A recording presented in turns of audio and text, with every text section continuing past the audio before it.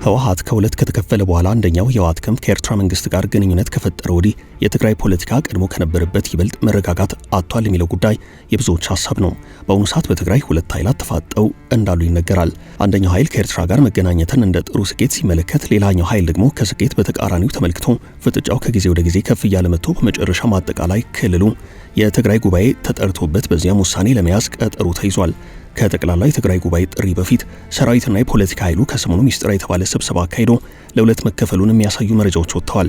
ክልል አቀፍ ጉባኤ የተጠራውም ከሚስጥራዊ ስብሰባው ጋር ተያይዞ ነው።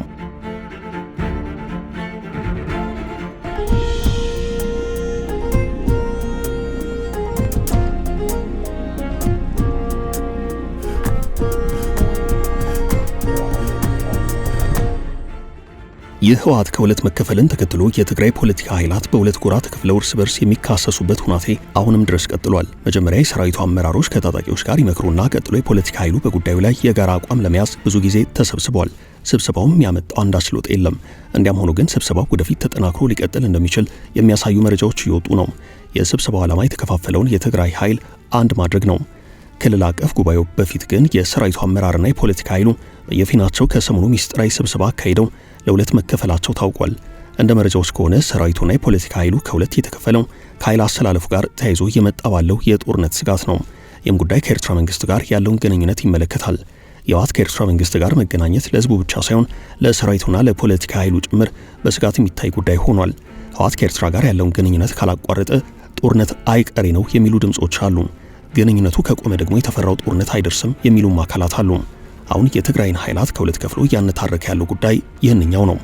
አንደኛው ኃይል ከኤርትራ ጋር ያለውን ግንኙነት ሲቃወም፣ ሌላኛው ኃይል ደግሞ ግንኙነቱን ደግፎ ምክንያቱን ያስረዳል። የትግራይ ሰራዊትና የፖለቲካ ኃይል በጉዳዩ ላይ ተሰብስቦ መክሮ ነበርም። ስብሰባውን ተንተርሰው የወጡ መረጃዎች እንደሚያሳዩት ሰሞኑን በትግራይ የተለያዩ አካባቢዎች የተካሄደው ስብሰባ ጠንካራ ጉዳዮች የተነሱበት ነው።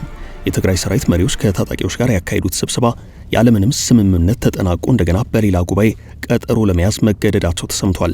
የሰራዊቱ መሪዎችና ታጣቂዎች እንዲሁም የፖለቲካ ኃይላት ያልተግባቡበት ዋና ጉዳይ ጦርነትና አካሄድ ወይንስ አናካሄድ በሚለው መከራከሪያ ሐሳብ ላይ እንደ ወትሮ የጋራ ወጥ አቋም መያዝ አለመቻላቸው ነው።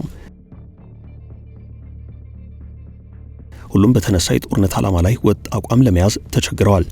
አንደኛው ኃይል የጦርነት እቅዱን ማለትም ከኤርትራ ጋር የተጀመረውን ግንኙነት ተጠናክሮ እንዲቀጥል ሲፈልግ፣ ሁለተኛው ኃይል ደግሞ የለም ከዚህ በኋላ ጦርነት አንፈልግም፣ ከኤርትራ ጋር ያለው ግንኙነት ይቅርብን፣ እንዲህ በተከፋፈልንበት ሁናቴ ከቀጠለን ይበልጥ ተከፋፍለን እንጠፋለን ብሏል። ሐሳቡ የብዙዎች ሆኖ የታየው ሁለተኛው ነው። ጦርነት አያዋጣንም፣ ሌላ ጦርነት ውስጥ ከገባን አሁን ከገጠመን ክፍፍል በላይ መከፋፈል ብቻ ሳይሆን ጭራሹንም ልንጠፋ እንችላለን፣ ተው ጦርነት ይቅርብን የሚለው ሐሳብ ብዙዎች ቢገዙትም አንደኛው ኃይል ጦርነት በመፈለጉ ጉዳዩ በእንጥልጥል ቀርቷል። ሰራዊቱና የፖለቲካ ኃይሉ ለሁለት በተከፈለበት ጉዳይ ህዝቡ ምን ይላል የሚለው ሐሳብ በስብሰባው ላይ ተነስቶ የሚከተለው ወሳኝ ነጥብ መነሳቱ በመረጃው ላይ ተመላክቷል። ዋናውና ቀዳሚው ጉዳይ ህወሓት የሚፈልገውን ጦርነት ህዝቡ እንደ ድሮ አሜን ብሎ አይቀበለውም የሚለው ነው። ህዝቡ ከዚህ በኋላ የጦርነት ጥሪ ፈጽሞ አይሰማም፣ ጦርነት ሰልችቷል፣ ከጎናችን ሊቆም አይችልም የሚለው አስተያየት መሬት ላይ የሚወድቅ አልሆነም። በዚህ ዙሪያ የህዝቡን አስተያየትና አቋም ለማወቅ ይረዳል የተባለ ክልል አቀፍ ጉባኤ ለመጥራት እንቅስቃሴ መጀመሩን የሚጠቁሙ መረጃዎች አሉ። ህወሓትና አጠቃላይ ትግራይ ፖለቲካ ኃይላት ውጤት ያምጡበትም አያምጡበትም ስብሰባ ማካሄድን እንደ ዋና የመፍትሄ አማራጭ ከወሰዱት ዋላ ድር ብለዋል። የትግራይ ፖለቲካ ችግር መፍትሄ ሊያገኝ የሚችለው አጠቃላይ የጋራ ጉባኤ ተጠርቶ ምክክር ሲደረግበት ነው። ከአንዴም ለሁለት ጊዜ ክልል አቀፍ ኮንፈረንስ ለማካሄድ ድፍረት የተገኘውም ከዚህ አንጻር ነው። በክልሉ የፖለቲካ ሊቃን መካከል የሚታዩት ልዩነቶች ሰፍተው ከፌደራሉ መንግስት ጋር ያለው ግንኙነት አብሮ ሻክሯል። ይህን ችግር ለመቅረፍ በቅርቡ ክልል አቀፍ ኮንፈረንስ ተካሂዶ ነበርም። መጀመሪያ 800 የሚደርሱ የትግራይ የፖለቲካ ኃይላት አመራሮች ከመከሩ በኋላ ቀጥሎ ህዝቡን ያካተተ ክልላዊ ኮንፈረንስ ብሔራዊ አንድነት ዘመቻ በሚል መሪ ሐሳብ በሁሉም የትግራይ ክልል ከተሞች ሲካሄድ ቆይቶ በመጨረሻም በመቀለ ተጠናቋል። ከዚህ የቀጠለው ክልል አቀፍ ጉባኤ ድጋሚ መጠራቱ ተሰምቷል። በዚህኛው ጉባኤ ወይንም ክልል አቀፍ ስብሰባ ላይ 2000ና ከዛ በላይ ፖለቲካና የሰራዊት አባላት ይሳተፋሉ ተብሎ የሚጠበቅ ሲሆን፣ ሌላው ቁጥሩ ማይታወቅ የማህበረሰብ ክፍልም በዚሁ ስብሰባ ላይ የመሳተፍ ፍላጎት እንዳለው ነው የተጠቆመው። ትግራይ ትመክራለች በሚል መሪ ሐሳብ የሚካሄድ መሆኑ የተነገረለት ይህ ስብሰባ እስከ ዛሬ ከተደረጉት ስብሰባዎች ለየት የሚልበት አንድ ጉዳይ አለም። ስብሰባውን ከወትሮ ለየት የሚያደርገው የጦርነት ስጋት ተፈጥሮ አብዛኛው ነዋሪ ከባንክ ጥሬ ገንዘብ እያወጣ ነው የሚል መረጃ በሚሰማበት በዚህ ወቅት መካሄዱና የመጨረሻ መፍትሄ የሚሰጥበት መሆኑ ነው። በስብሰባው የሚቀርበው ሁለት ሐሳብ ማለትም ጦርነትና አካሄድ በአንድ ወገን ጦርነት አንፈልግም፣ በሌላ ወገን ቆሞ የመጨረሻ የጦፈ ክርክር ሊደረግበት እንደሚችል ነው ከጠቅላላ ስብሰባው አስቀድሞ ከተካሄደው የሰራዊቱና የፖለቲካ ኃይሉ ሚስጥራዊ ስብሰባ ጋር ተያይዞ የወጣው መረጃ የሚያሳየው። ትግራይ ውስጥ በተለይም በመቀለ ከተማ ነዋሪው በጦርነት ስጋት የተነሳ ከባንክ ጥሬ ገንዘብ በማውጣት ተግባሩ አሁንም ቀጥሏል። የተፈጠረው የኑሮ ውድነት ግርግር ለሌባ ያመቻል እንደሚባለው አይነት ነው።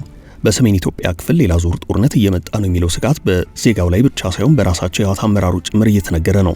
ከሁሉም በላይ ደግሞ ከሰሞኑ ዘ ኢኮኖሚስት ይፋ ያደረገው ዘገባ በሰሜን ኢትዮጵያ ሌላ ዙር ጦርነት ሊፈነዳ እንደሚችል የሚያሳይ ነው። መጽሔቱ በአፍሪካ ሊፈነዳ የተቃረበውን ቀጣዩን ጦርነት እንዴት ማስቆም እንደሚቻል መፍትሄ ያላቸውን ሐሳቦች በዘገባው ላይ አስፍሯል። ከመፍትሄዎቹ ውስጥ ቀደም ሲል የተካሄደውን ጦርነት በማስቆም በኩል ትልቅ ሚና የነበራት አሜሪካ ጣልቃ እንድትገባ የሚጠይቅ ነው። የፕሪቶሪያው የሰላም ስምምነት ተጥሶ ህወሓትና የፌዴራሉ መንግስት ወደ ግጭት የሚገቡ ከሆነ ጦርነቱ በኢትዮጵያ ምድር ብቻ ሊወሰን እንደማይችል ጽሑፉ ይጠቁማል። ህወሓትና የፌዴራሉ መንግስት ዳግም ማደራደር ወይንም ሌላ ዙር ንግግር እንዲያደርጉ ማመቻቸት ቀጣዩን ጦርነት ከማስቀረት አንጻር ጠቃሚ ሐሳብ ሆኖ ቀርቧል። የመሆኑ ስጋቱ አሁንም እንደቀጠለ ነው። ለስጋቱ ምክንያት ከተባሉት ውስጥ ጥቂቶቹን መጥቀስ ይቻላል። አንደኛው ኤርትራን ምክንያት ያደረገው የፌዴራሉ መንግስትና የህወሓት መካሰስ መባባስ ነው። ለዚህም የፌዴራሉ መንግስት ህወሓት ከኤርትራ ጋር ተባብሮ ለጦርነት እየተዘጋጀ እንዳለ ይናገራል። ሁለተኛው የህወሓት ክፍፍል ነው።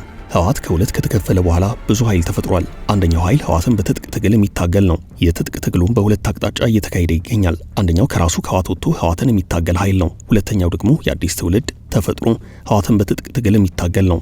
በቅርቡ የወጣ አንድ መረጃ እንደሚያሳየው በትግራይ ክልል አዲስ ወታደራዊ ኃይል ተደራጅቶ በትጥቅ ትግል ተንቀሳቅሷል።